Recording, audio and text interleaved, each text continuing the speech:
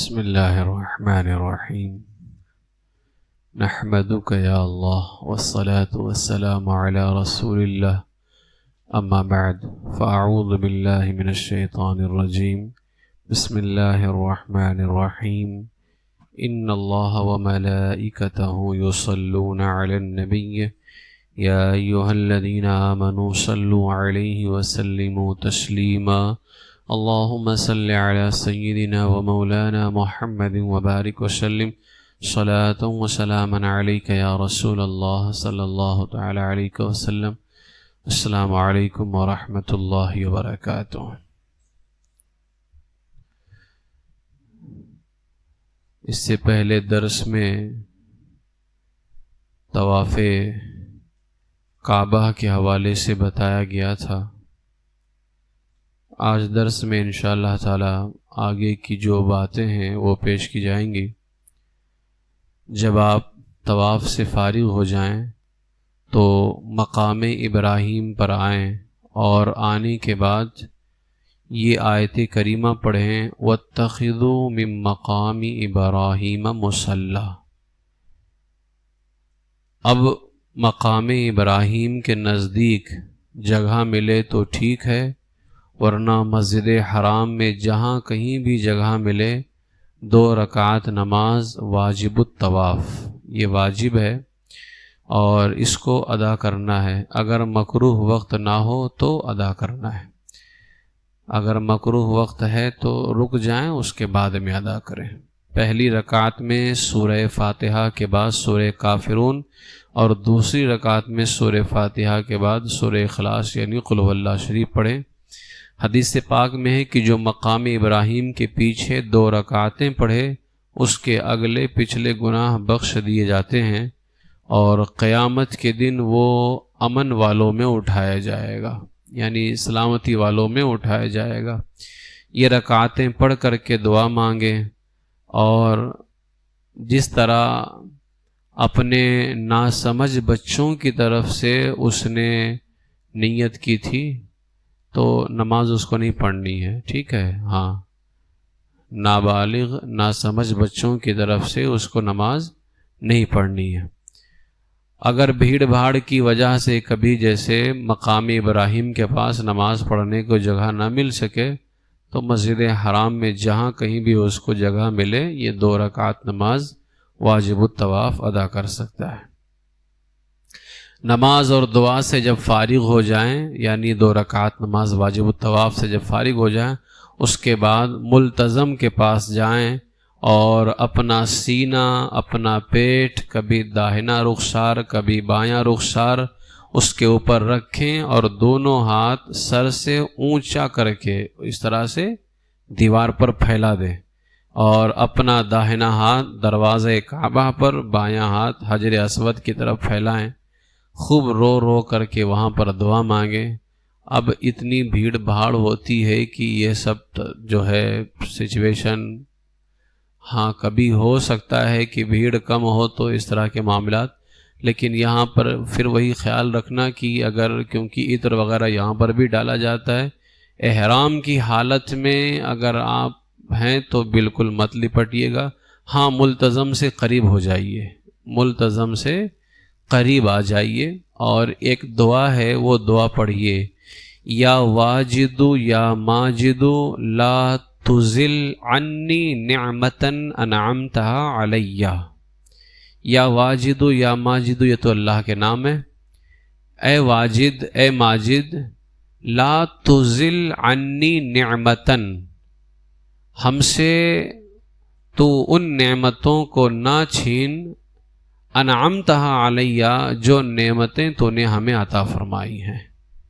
یعنی اے اللہ، جو نعمتیں تو نے ہمیں دی ہیں ہمیں ان نعمتوں سے محروم نہ کر.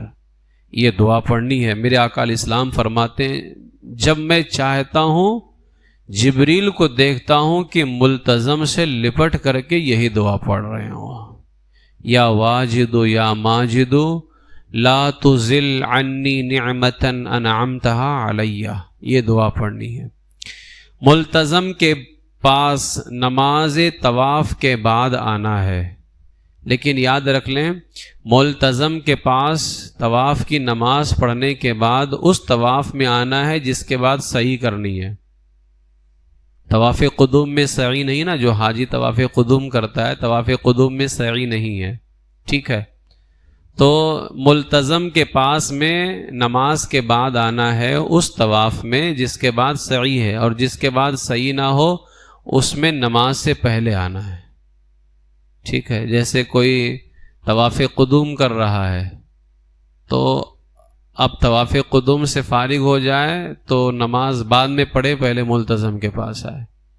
اور اگر کوئی ایسا طواف کر رہا ہے جس کے بعد سعی ہے، جیسے طواف عمرہ ہے، یا اسی طرح سے طواف زیارت سے پہلے اگر اس نے، کیونکہ سعی جو حاجی کو کرنی ہوتی ہے وہ طواف زیارت کے بعد، لیکن اگر حاجی نے سعی پہلے ہی کر لی ہے طواف قدوم کے بعد ہی، تو اب وہاں پر نہیں، بلکہ اگر طواف زیارت کے بعد اس کو سعی کرنی ہے تو ورنہ پھر جو ہے جو طواف عمرہ ہے اس کے اندر، یعنی جس طواف کے بعد، آسان یہی ہے کہ جس طواف کے بعد سعی کرنی ہے اس طواف میں نماز پڑھنے کے بعد ملتزم کے پاس آئے گا، اور جس طواف کے بعد سعی نہیں کرنی ہے اس طواف میں کب آئے گا؟ نماز سے پہلے ملتزم کے پاس آئے گا.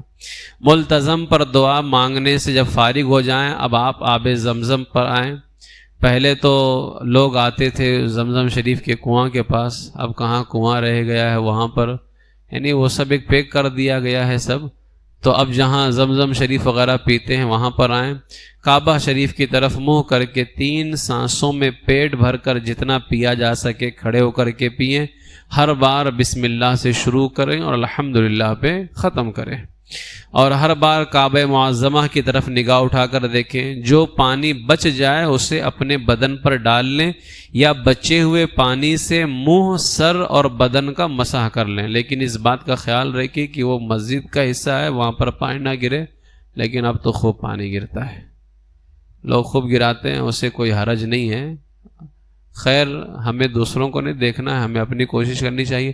تو یہ کر لیں کہ جو ہے یا تو پانی جو بچ جائے اس کو سر پہ ڈال لیں، یا پانی لے کر کے سر پہ، سینے پہ، اور جہاں کہیں بھی ہو وہاں پر اپنے پورے بدن پہ لگا لیں. رسول پاک علیہ الصلاۃ والسلام نے ارشاد فرمایا کہ زمزم جس مراد سے پیا جائے یہ اسی کے لیے ہے. یعنی اس وقت ہمیں دعاؤں کی قبولیت کا وقت بھی ہوتا ہے، تو ہمیں جو ہے اپنے بارے میں اچھی دعائیں کرنی چاہیے. کبھی کسی نیت سے پیو، کبھی کسی نیت سے پیو. اور ایک دعا ہے اس کو بھی پڑھ لیں، اللہم انی اسألک علما نافعا ورزقا واسعا وعملا متقبلا وشفاء من کل داء. اب آپ مکہ معظمہ میں رہیں گے تو ظاہر سی بات ہے بار بار آپ کو زمزم شریف پینا نصیب ہوگا. وہاں سے آنے کے بعد کہاں نصیب ہوتا ہے بار بار پینا، خوب پیٹ بھر کر کے پینا، اچھے سے پینا، یہ مکہ شریف میں ہی نصیب ہوتا ہے. تو ظاہر سی بات ہے آپ مکہ شریف میں ہیں، جب حرم کعبہ میں جائیں گے تب آپ کو زمزم شریف پینا نصیب ہوگا. تو اب آپ زمزم شریف کبھی اس نیت کے ساتھ پئیں کہ یا اللہ یہاں سے جانے کے بعد پھر دوبارہ اپنے گھر کا دیدار عطا کر دے. کبھی اس نیت کے ساتھ پئیں یا اللہ بار بار مدینہ شریف کی حاضری عطا فرما، کیونکہ جو نیت کرے نا حضور فرماتے ہیں کہ اللہ اس کو قبول فرماتا ہے. کبھی نیت یہ کریں مولا کل قیامت کے دن تیرے محبوب کی شفاعت حاصل ہو جائے، کل قیامت کے دن تیرے محبوب کے مقدس ہاتھوں سے جام کوثر پینا نصیب ہو جائے.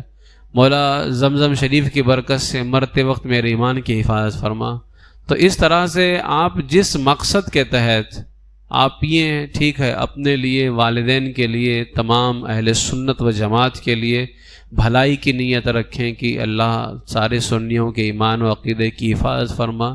تو میرے آقا علیہ السلام نے فرمایا جس مقصد کے ساتھ پیے گا اللہ تعالیٰ اس میں برکت عطا فرمائے گا. لیکن اپنا مقصد دنیا سے متعلق مت رکھنا کہ بہت بڑی دکان کھل جائے، بہت بڑا یہ ہو جائے. ہاں رزق حلال کی کرنا، اللہ اس زمزم شریف کی برکت سے حلال رزق عطا فرما.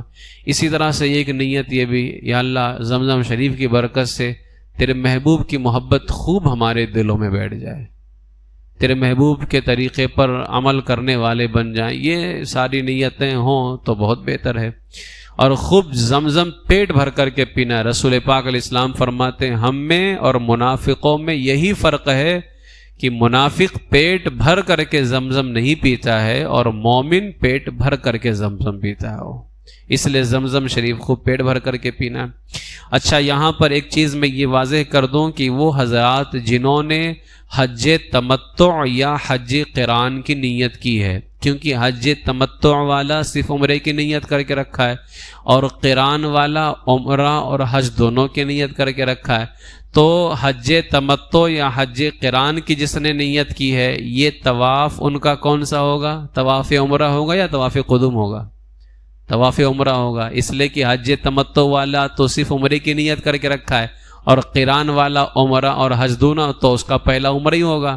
تو یہ جو ابھی طواف ہوا ہے یہ قران والوں کا اور تمتع والوں کا کون سا طواف ہوگا؟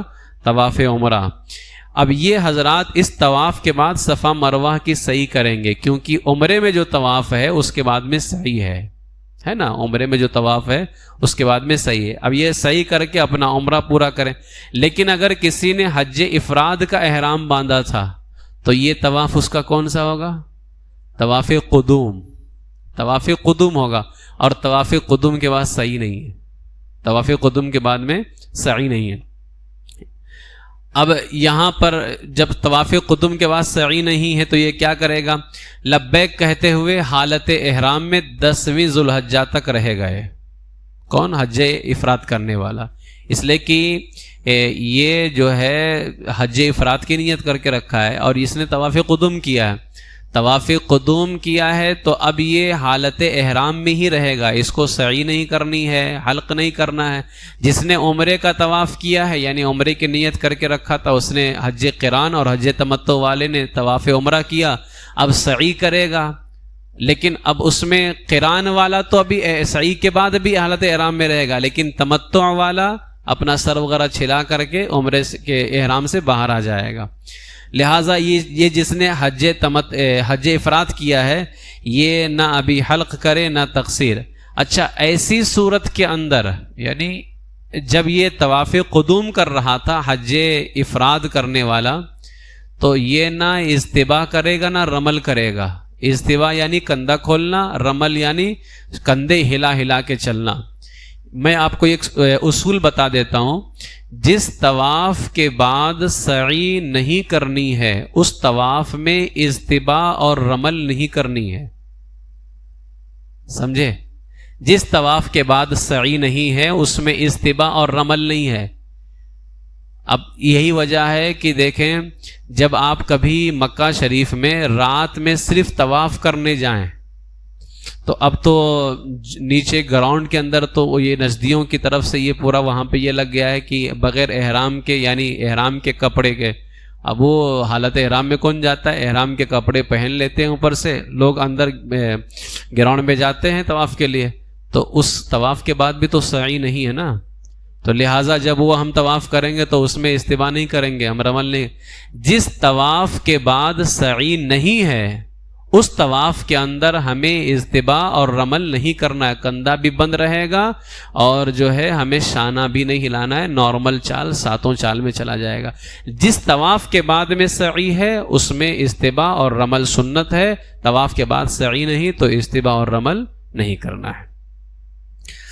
ہاں، یہاں پر ایک چیز یاد رکھ لیں، اگر یہ لوگ کون؟ حج افراد کرنے والا، حج افراد کرنے والے کے اوپر طواف قدوم کے بعد میں سعی نہیں ہے، لیکن حاجی طواف زیارت کے بعد، طواف زیارت اخیر میں ہوتی ہے نا، طواف زیارت یہ حج کا رکن ہے۔ یہ اب انشاءاللہ تعالی کل سے ہمارا جو ہے حج کا پہلا دن دوسرا دن اس طرح سے چالو ہوگا، تو طواف قدوم کے بعد میں کیونکہ حاجی یہ حج افراد کی نیت کر کے رکھا ہے، یہ طواف زیارت کے بعد میں سعی کرے گا، تو طواف زیارت کے بعد میں جو سعی اس حاجی کو کرنی ہے، اگر یہ ابھی کرنا چاہتا ہے، طواف قدوم کے بعد میں صحیح کرنا چاہتا ہے، تو فرمایا گیا کہ یہ اگر اس وقت کرنا چاہے تو کر سکتا ہے، لیکن اگر کوئی حاجی طواف قدوم کے بعد وہ سعی ابھی کرنا چاہے جو طواف زیارت کے بعد کرنی ہے، تو اب یہ طواف قدوم میں رمل اور استباء کرے گا. سمجھے؟ اگر ابھی یہ وہ سعی کرنا چاہے جو طواف زیارت کے بعد کرنی ہے، تو حاجی طواف قدوم کے اندر بھی اب بس وہی مسئلہ ہے کہ جس طواف کے بعد صحیح کرنا ہے اس میں رمل استباء کرے گا، جس طواف کے بعد صحیح نہیں کرنا ہے. تو طواف قدوم کے بعد سعی تو ہے نہیں، لیکن اگر طواف زیارت کے بعد والی سعی ابھی کرنا چاہتا ہے کہ اس وقت بہت رش ہوگی یار ابھی کر لیتے ہیں. اچھا، اگر طواف زیارت کے بعد والی صحیح ابھی کر لیا تو اب طواف زیارت کے بعد صحیح کرنے کی ضرورت نہیں ہے. ٹھیک ہے، حاجی کو اب طواف زیارت کے بعد صحیح کرنے کی ضرورت نہیں ہے. اب یہاں پر ایک مسئلہ یہ بھی یاد رکھ لیں، وہ حضرات جنہوں نے حج قران یا حج تمتع کی نیت کی ہے، یا وہ جو حج افراد کرنے والے ہیں حجاج کرام، اگر یہ طواف زیارت کے بعد والی سعی اسی وقت کرنا چاہتے ہیں اور اس طواف کے بعد اگر تھکان وغیرہ نہ ہو تو اب کیا کریں؟ اگر تھکان نہیں ہے تو فوراً، ورنہ کچھ آرام کر لیں، بیٹھ لیں وہاں پر، اس کے بعد میں صفا مروہ کی سعی کے لیے. تو حج تمتع اور حج قران والے تو کریں گے ہی کریں گے، لیکن افراد والا اگر ابھی صحیح کرنا چاہتا ہے تو اب یہ کیا کریں؟ حجر اسود کے بالکل عین مقابل کھڑے ہو جائیں، حجر اسود کے پاس میں آئیں اور کانوں تک ہاتھ اس طرح سے اٹھائیں کہ آپ کی ہتھیلیاں حجر اسود کی طرف رہیں اور کہیں بسم اللہ والحمد للہ واللہ اکبر والصلاۃ والسلام علی رسول اللہ. طواف میں بھی استلام کرنی ہے اور سعی میں بھی استلام کرنی ہے. ٹھیک ہے، اب آپ استلام کریں، اگر موقع ہے تو حجر اسود کو بوسہ دے دیں نیچے سے ہی، یا ہاتھوں سے اشارہ کر لیں، انہیں چوم لیں اور درود شریف پڑھتے ہوئے اب آپ نکل جائیں فوراً جو صفا کی طرف جا رہا ہے دروازہ، یعنی جو صفا پہاڑی کی طرف دروازہ ہے، اس دروازے سے آپ صفا پہاڑی کی جانب روانہ ہو جائیں. کوہ صفا چونکہ مسجد حرام کے باہر ہے، صفا مروہ دونوں مسجد حرام کے باہر ہیں. اب آپ جب مسجد حرم سے باہر نکل رہے ہیں تو مسجد شریف سے نکلتے وقت پہلے کیا کرنا ہے؟ بایاں پاؤں باہر نکالنا ہے اور دعا پڑھ لینی، اللہم انی اسألک من فضلک ورحمتک. ٹھیک ہے، اس کے بعد میں آپ صفا کی سیڑھی پر چڑھنے سے پہلے، اب وہ سیڑھی اڑی تو رہی نہیں آج، ٹھیک ہے، وہ سیدھا تھوڑا سا بلند کر دیا، اب بالکل نقشہ بدل گیا ہے اور آنے والے دنوں میں اور بدل جائے گا، تو تھوڑا سا بلند کر دیا ہے. آپ کچھ لوگ تو اتنا اوپر چڑھتے ہیں کہ بالکل وہ پہاڑ سے قریب ہو جاتے ہیں. اب وہ پہاڑ بھی پتہ نہیں وہ جو پہاڑ تھا وہ کہاں بند کر دیا گیا، اب ڈپلیکیٹ پہاڑ بنا کر کے سب رکھ دیے گئے وہاں پہ.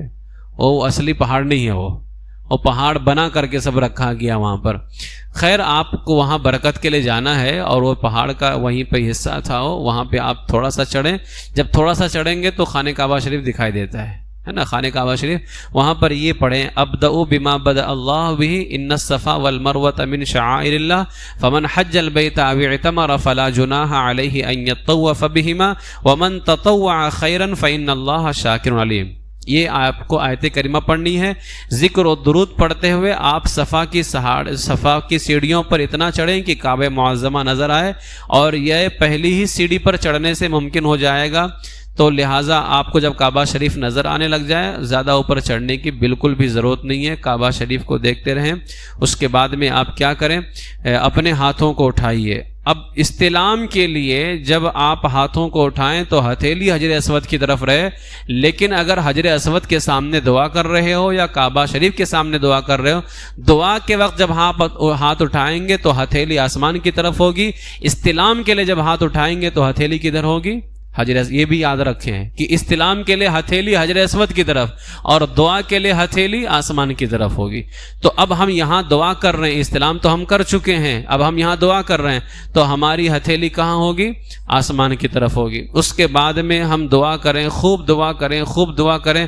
فرمایا گیا اتنی دیر دعا کریں کہ سورہ بقرہ کی 25 آیتوں کی تلاوت کی جا سکے، یعنی اتنی دیر تک کے دعا کریں، خوب اچھے سے دعا کریں، اللہ کی تسبیح بیان کرے، اپنے لیے مسلمانوں کے لیے دعا کرے، اور یہاں دعائیں قبول بھی ہوتی ہیں، لہٰذا خوب اچھے سے دعا کریں. اور اس کے بعد میں فرمایا گیا کہ اب جب اس کی دعا وغیرہ ہو جائے، دعا ختم ہو جائے، پھر وہ نیت کرے، کس کی؟ سعی کی نیت کرے.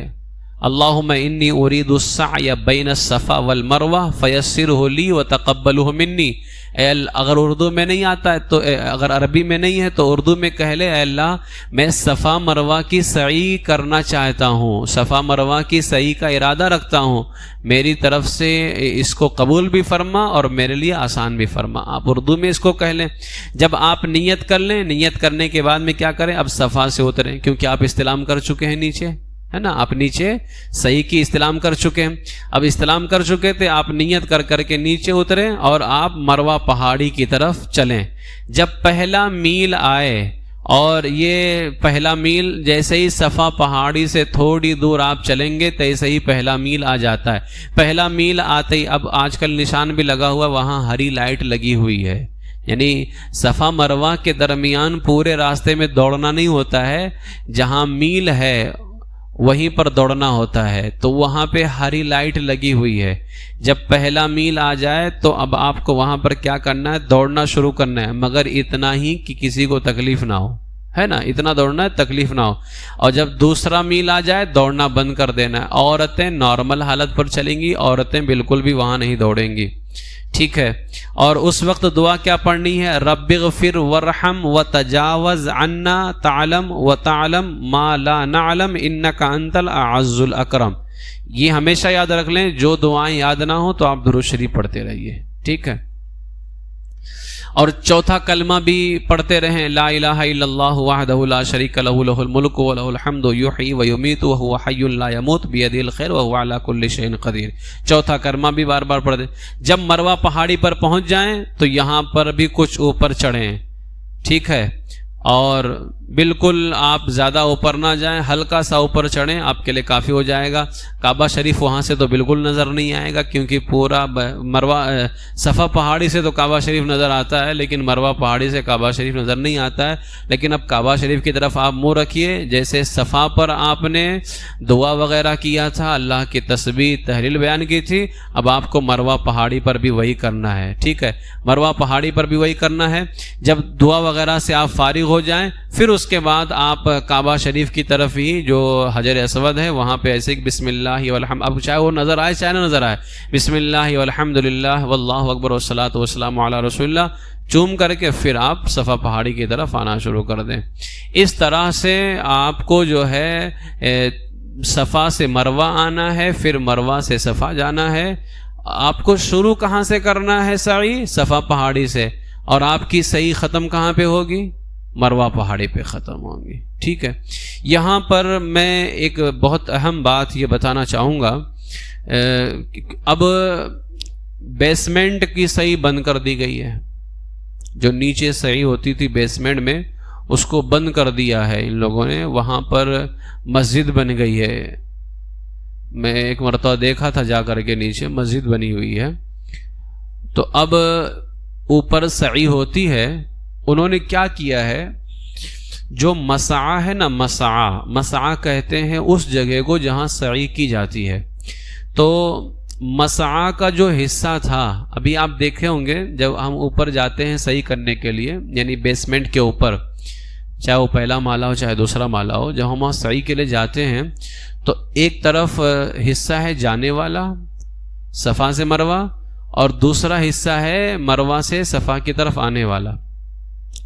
بیچ میں جو ہے الگ دونوں کو کر دیا گیا ہے. تو بیچ میں آپ دیکھتے ہوں گے ویل چیئر والوں کو لے کر کے آیا جاتا ہے، لے کر کے جو ہے نا. تو اس میں علماء نے یہ فرمایا ہے کہ وہ جو حصہ ادھر کا ہے نا، یعنی جو صفا سے مروہ جانے والا حصہ ہے، یہ مسعی کا حصہ نہیں ہے. یہ سعودیوں والوں نے بڑھایا ہے اس کو. مسعی یعنی جہاں سعی کی جاتی ہے، اصل حصہ وہ ہے جو ادھر والا ہے، یعنی مروہ سے صفا کی طرف آنے والا ہے. اور جو بیچ کا حصہ ہے جہاں ویل چیئر والے لے کر کے چلتے، وہ بھی مسعی کے اندر آتا ہے. تو علماء نے فرمایا کہ اگر کسی نے وہاں پر سعی کی تو اس کی سعی نہیں ہوگی، اس کی سعی نہیں ہوگی. اب زیادہ تر اگر سعی کا حصہ ہو گیا ہے، زیادہ تر یعنی جو مسعی 7 چکر ہے نا، 7 چکر میں زیادہ کتنا ہوگا؟ 4. 4 اگر مسعی میں آ گیا ہے تب تو اس کی سعی ہو جائے گی. اب دیکھیے 4 کدھر ہو رہا ہے؟ مسعی میں ہو رہا ہے یا نہیں ہو رہا ہے؟ مسعی میں نہیں ہو رہا ہے. آپ ادھر سے گئے صفا سے مروہ، پھر مروہ سے صفا، پھر صفا سے مروہ، مروہ سے صفا، ادھر کا بھی 2 ہو گیا، ادھر کا بھی 2 ہو گیا، پھر صفا سے مروہ کتنا ہو گیا؟ 3، پھر مروہ سے صفا ادھر کا 3. اب جیسے ہی آپ مروہ پہ جائیں گے تو آپ کا 7واں چکر مروہ پہ پورا ہو گیا نا، تو آپ کا 4 چکر ادھر ہو رہا ہے، ادھر تو 3 ہی چکر ہو رہا ہے. 4 چکر ادھر ہوا نا، تو ادھر تو 3 ہی چکر ہو رہا ہے. اس لیے میں یہاں پر علماء کا اس میں اختلاف ہے. کچھ علماء کا کہنا ہے کہ اس کی صحیح ہو جائے گی، کچھ کا کہنا ہے کہ نہیں ہوگی. بہتر یہ ہے کہ آپ ان علماء کی باتوں پہ عمل کریں جنہوں نے کہا کہ نہیں ہوگی. اب آسانی ہے بہت زیادہ، کچھ یہ بھاری نہیں ہے. کیا کرنا ہے آپ کو؟ مروہ سے جو آتے ہیں نا لوگ، اسی پہ آپ آئیے جائیے، اسی پہ آئیے، اسی پہ جائیے. کچھ نہیں ہوتا ہے، کوئی کچھ نہیں بولتا ہے. جو مروہ سے آنے والا ہے نا راستہ، آپ سائڈ سے اسی پہ جائیے نا.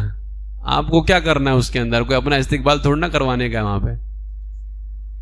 ہاں نہیں، سائڈ سے بھی نکل. ہاں نہیں کچھ نہیں ہوتا ہے. سائڈ سے نکل سکتے ہیں بالکل. آپ کو نکلنا ہے، سعی کرنی ہے ہمارے کو. اور اگر کبھی جیسے نہیں ہو پاتا ہے تو آپ کیا کر لیں؟ آپ مروہ پہ جو ختم کر رہے ہیں دوبارہ پھر ایک چکر مار دیں، دوبارہ ایک چکر پھر آپ مار دیں، تاکہ آپ کا 4 چکر ادھر کا ہو جائے. دوبارہ پھر سے آپ گھوم جائیں، یعنی جو آپ مروہ پہ ختم کر رہے تھے وہ آپ آ کر کے صفا پہ مکمل کیجیے. آپ تو آپ کا 4 چکر ادھر کا ہو جائے. یعنی 4 چکر کم سے کم، کیونکہ سعی میں 7 چکر ہیں، تو کم سے کم 4 چکر یعنی 4 مرتبہ دوڑنا جو ہے وہ مسعی میں پایا جانا چاہیے.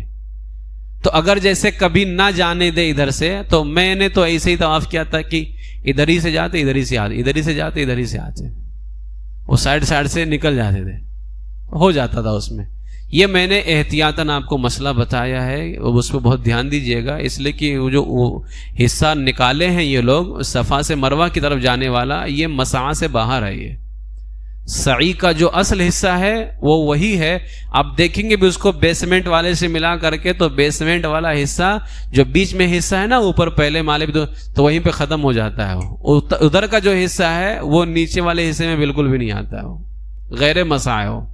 اس لیے وہاں پر دھیان دیجیے گا. جب آپ سعی سے فارغ ہو جائیں، مکروہ وقت نہ ہو، تو آپ سعی کے بعد 2 رکعت نماز مسجد شریف میں جا کر کے ادا کریں.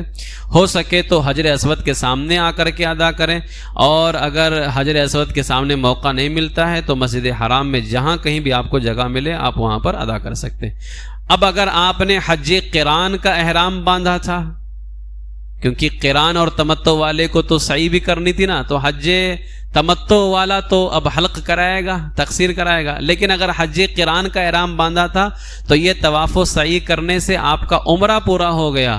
اب آپ کو ایک اور طواف قدوم کی نیت سے کرنی ہے، کیونکہ حج کی نیت کرنے والے کو طواف قدوم کرنا ہے، عمرے کی نیت کرنے والے کو طواف قدوم نہیں کرنا ہے. ٹھیک ہے. اب جس نے حج قران کی نیت باندھی تھی اس نے حج کی بھی نیت کی تھی نا، تو اب وہ اس کا عمرہ پورا ہو گیا، عمرہ اس کا پورا ہو گیا. اب وہ سرور نہیں چلائے گا، احرام کی حالت میں رہے گا. لیکن اس نے حج کی نیت بھی کی تھی یہیں سے، تو اب اس کو کیا کرنا ہے؟ ایک اور طواف کرنا ہے، طواف قدوم کی نیت سے کرنا ہے. اس میں اس کو سعی نہیں کرنی ہے، کیونکہ طواف قدوم کے بعد صحیح نہیں، اس میں اس کو صحیح نہیں کرنی ہے. اس کے بعد لبیک کہتے ہوئے، یعنی جب طواف قدوم سے یہ فارغ ہو جائے، لبیک کہتے ہوئے حالت احرام میں 10ویں ذوالحجہ تک رہیں گے. ابھی نہ حلق کریں نہ تقصیر.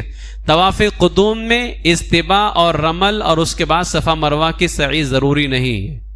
صفا مروہ کی سعی مگر وہ قارن یعنی حج قران کرنے والا جو طواف زیارت کے بعد والی سعی ابھی کرنا چاہتا ہے، جو ابھی میں نے تھوڑی دیر پہلے آپ کو بتایا ہے، تو اس نے ابھی جو سعی کی ہے وہ طواف عمرہ کے بعد والی سعی ہے.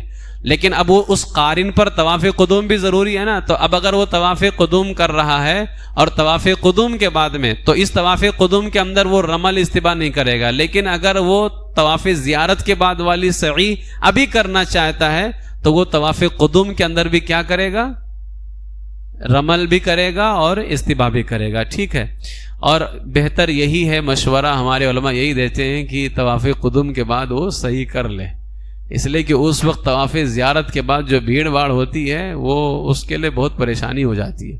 تو طواف زیارت کے بعد والی جو سعی ہے تو حاجی بہتر. اب زیادہ کیونکہ طواف قدوم اسی پر ہے نا جو حج افراد کی نیت کرے یا حج قران کی نیت کرے، لیکن ہمارے ہندوستانی حج تمتع کی نیت کرتے ہیں، طواف قدوم ہے ہی نہیں ان کے اوپر طواف قدوم کا ہے.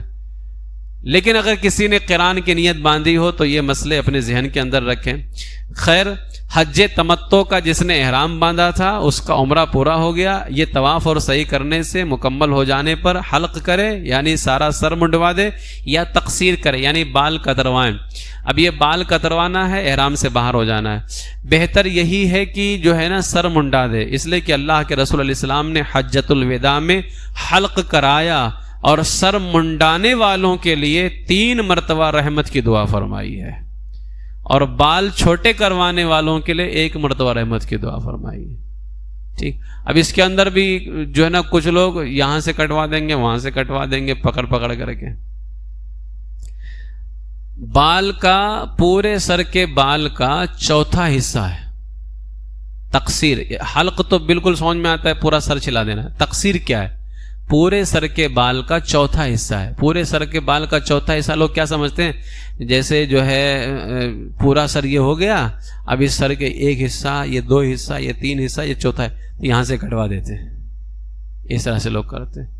اور کچھ لوگ تو اتنے ایڈوانس ہو گئے ہیں کہ جس طرح عورتوں کو کٹوانے کا حکم ہے ویسے وہ کٹواتے ہیں. تھوڑا سا بال پکڑتے ہیں، کٹوا دیتے. نہیں، آپ کے سر میں جتنے بال ہیں نا، جتنے بال، ٹھیک ہے، ان کے اوپر سے، پورے سر میں سے اوپر سے چوتھا حصہ کاٹنا ہے. یعنی آپ کے سر میں جتنے بال ہیں ان کا چوتھا حصہ کاٹنا ہے. تو پورے سر میں سے چوتھا حصہ کاٹنا ہے. یعنی یہ نہیں کہ ایک طرف کا پکڑا اور چوتھا حصہ کاٹ دیا. پورے سر میں سے ہر بال کا چوتھا حصہ کٹنا ہے. ٹھیک ہے. اس کو تقصیر کہتے ہیں. لیکن سب سے بہتر کیا ہے؟ سر چھلوا دینا. ٹھیک. عورتوں کو بال منڈانا حرام ہے، لہٰذا وہ 1 انگلی کے پورے کے برابر. اب جو عورتوں کی چوٹی ہوتی ہے وہ کیا کریں؟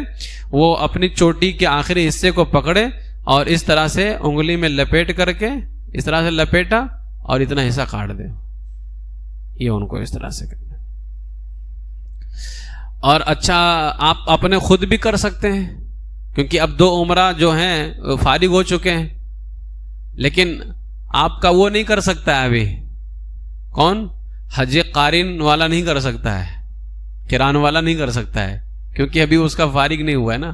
لیکن کوئی عمرہ کر رہا ہو آپ کے ساتھ میں تو اب وہ بھی فارغ ہو چکا ہے، یعنی اب اس کو بھی حلق یا تقصیر کرانی ہے اور آپ کو بھی حلق یا تقصیر کرانی ہے، تو وہ آپ کے چھل سکتا ہے، آپ اس کے چھل سکتے ہیں، آپ اس کے کاٹ سکتے ہیں، وہ آپ کا کاٹ سکتا ہے. ٹھیک ہے. اور اس طرح سے باہر آ سکتے. تو اکثر ایسا ہوتا ہے کیونکہ آدمی پہلی مرتبہ تو چھلا لیتا ہے، اب وہ ریال بھی تو لگتا ہے نا، 10 ریال لیتے ہیں وہ لوگ چھیلنے کا. اب آج چھلوایا تھا بال، اب کل جا کے پھر عمرہ کر رہا ہے، تو اب بال کہاں سے نکلے جو چھلوائے گا؟ وہ بال روزانہ تھوڑی نہ نکلیں گے. تو اب کیا کرے گا؟ ایک بلیٹ رکھ لیں. تو اگر جیسے بال نہیں ہے تو صرف پھرا دیں، بس اس پہ کیا کریں؟ پھرا دیں. تو ایک بلیٹ آپ رکھ لیں، جو بھی جا رہا تو کیا ہے اس کا کم سے کم روزانہ 10 ریال بچ جائے گا. آپس میں ایک دوسرے کو پھراتے رہیے، اسی بہانے پریکٹس بھی ہوتی رہے گی. تو یہ عمرہ جو ہے جس نے حج تمتع کی نیت کی تھی اس کا ہو گیا. عمرہ کے جو ارکان ہیں، عمرہ کے اندر احرام عمرہ شرط ہے. اور احرام کیا ہے میں نے آپ کو بتایا، لباس پہننے کا نام احرام نہیں ہے بلکہ نیت اور تلبیہ. ٹھیک ہے. یہ کیا ہے؟ عمرے کے اندر شرط ہے. طواف کعبہ یہ عمرے کا کیا ہے؟ فرض ہے. یعنی احرام شرط ہے، طواف کعبہ فرض ہے. اور عمرے کے اندر رمل اور اجتباء، آپ کو سمجھ میں آ رہا نا، رمل اور اجتباء یہ کیا ہے؟ سنت ہیں. صفا مروہ کی سعی یہ عمرے کا واجب ہے. اور حلق یا تقصیر یہ عمرے سے باہر آنے کے لیے کیا ہے؟ ضروری ہے. نہیں آئے گا تو نہیں کرائے گا تو باہر ہی نہیں آئے گا. تو اب یہ تو کرائے گا ہی کرائے گا. حاجی ٹھیک ہے. سب کچھ ارکان چھوٹ سکتے ہیں لیکن یہ نہیں چھوٹے گا، اس لیے کہ اس کو باہر آنا ہے نا، اور باہر آنے کے لیے یہ ضروری ہے. تو احرام عمرہ میں کیا ہے؟ شرط ہے. طواف کعبہ کیا ہے؟ فرض ہے. رمل استباء کیا ہے؟ سنت ہے. صفا مروہ کی سعی کیا ہے؟ واجب ہے. اور احرام سے باہر آنے کے لیے حلق یا تقصیر کرانا کیا ہے؟ ضروری. یہ عمرہ ایک نظر میں نا، یہ عمرے میں جو ہم چیز کرتے ہیں، ابھی آپ کو سمجھ میں آیا عمرے میں کیا چیز واجب ہے، کیا فرض ہے، کیا سنت ہے؟ بس اتنا ہی ہے عمرہ، اس کے علاوہ کچھ نہیں. ٹھیک ہے.